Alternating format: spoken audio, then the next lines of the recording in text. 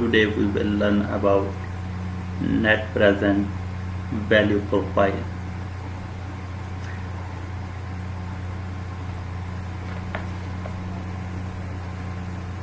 We here will compare and contrast the net present value and internal rate of return method when evaluating independent and mutually exclusive projects, and describe the problem associated with each of the evaluation method. A project's NPV profile is a graph that shows a project's NPV for different discount rate. The net present value profile for the two projects described in the previous examples are presented. The project net present values are summarized in the table below the graph. We will construct the discount rate are on the we will take the discount rate on the x-axis of the net present value profile, and the corresponding net present values of project A and B we will plot on the y-axis. So here you can see this is the discount rate 0% and the net present value of project A that was given in previous project, and I will show here this is an example we are going to calculate. So at 0% net present value of project A is 600 and net present value of project B is 800. At 5% NPV is 360 of project A and 413 of project B, and so on. So in order to understand, we will construct a chart here. Insert, and here you can also learn how we can construct a chart.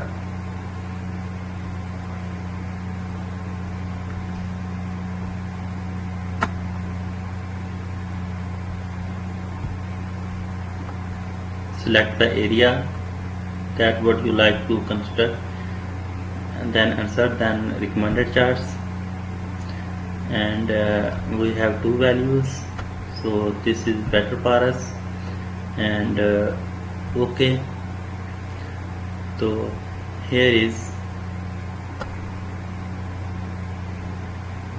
the chart.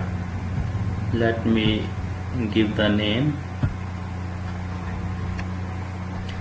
Again, learn it, insert, recommended chart, and then select this, and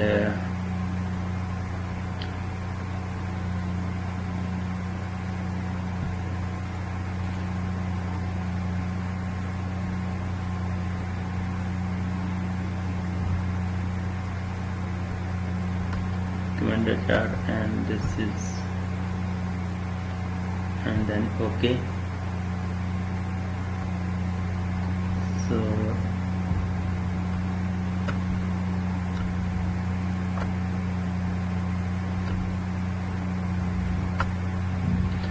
So this is our net present value profile chart. Here you can see this is our desired chart. So here you can see this is x-axis, and here is discount rate 0%, 5%, and 10% and 15%, and on y-axis here is the net present values. Here you can see 200, 400, 600, and 800. Blue color is net present value of A, and yellow color, orange color is net present value of B. So here you can see the crossover. This is a crossover, and This is internal rate of return. Here you can also see that the cash flow for project B come later in the project's life. Here you can see the cash of project B come later than the project A. That is why the NPV of project B falls faster than the NPV of project B. Here you can see the project A, project B falls faster than the net present value of project A. Here you can see.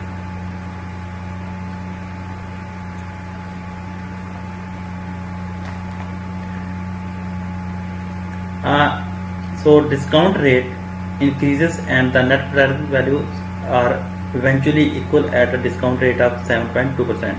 At discount rate above 7.2%, the fact that the total cash flow of project B are greater in nominal dollars is overhidden by the fact that project B's cash flows come later in the project's life than those of project A.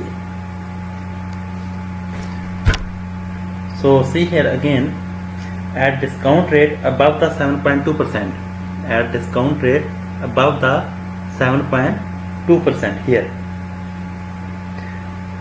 The fact that the total cash flows of project B are greater, this is the greater of project B, in nominal dollars is overridden by the fact that project B's cash flows come later in the project's life than above of project A.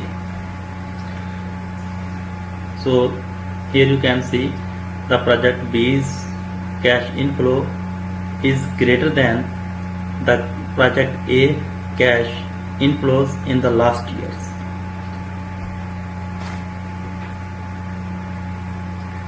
So this is the net present profile. You can interpret the result.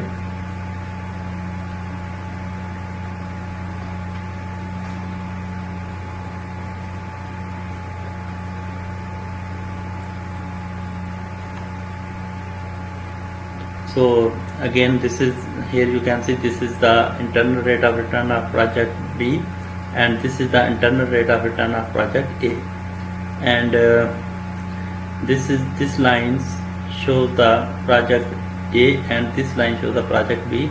Here is the cross score, that is discount rate of 7.2%, and the net present value of project A is less than project B before above the 7.2, and here you can see below the 7.2% rate, the project A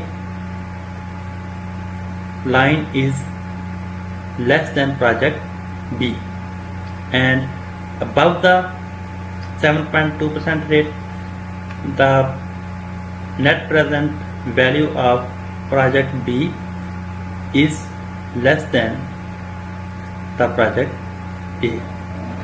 This is because of the cash inflow in the last year. Project A has less cash inflow rather than project B. So in this way you can interpret the net present value profile. Thank you so much. So here you can see the project A. Examining the cash flow for the project, we can see that the total cash inflow for project B are greater. Here you can see the total cash flow. If we take the sum,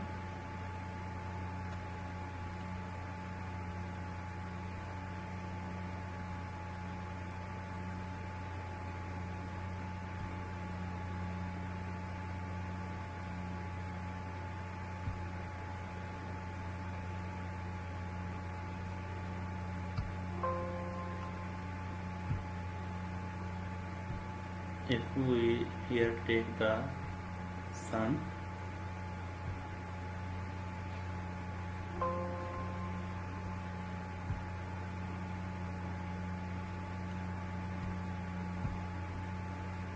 if we take the sum of project B, that is 2800, and sum of cash inflow of project A,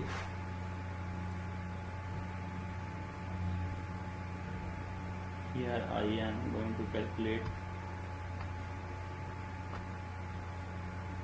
that is 2600. This is $2600 and 2800 of project B's cash inflow.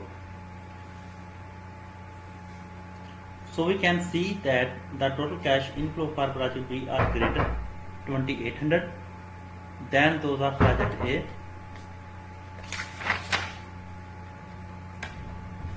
2600.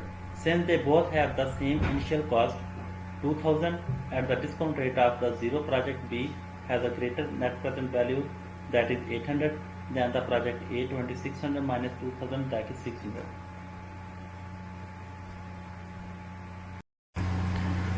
So note that the project's IRRs are the discount rate where the net present value profiles intersect the x-axis. Here is the x-axis, and net present value of project B is intersecting at this rate, that is almost 13 point something, and net present value of project A, that is in blue color, intersect at zero line at this point, that is almost 14 point something.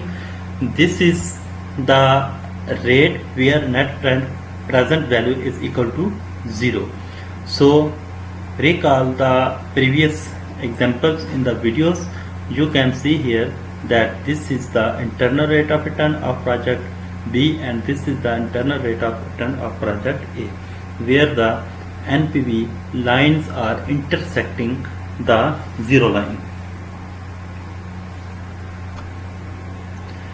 So NPV profiles they intersect at the discount rate of which NPVs of the projects are equal to 7.20. Here you can see these both lines are intersecting each other, and this rate is 7.2%. This rate at which the NPVs are equal is called the crossover rate. What is rate? This is a crossover rate. At discount rate below 7.2%, to the left of the intersection, project B has the greater NPVs. Here you can see the project B has a greater net present value rather than project A. And at the discount rate below 7.2%, the project B has the greater, here you can see the project B has the greater NPV,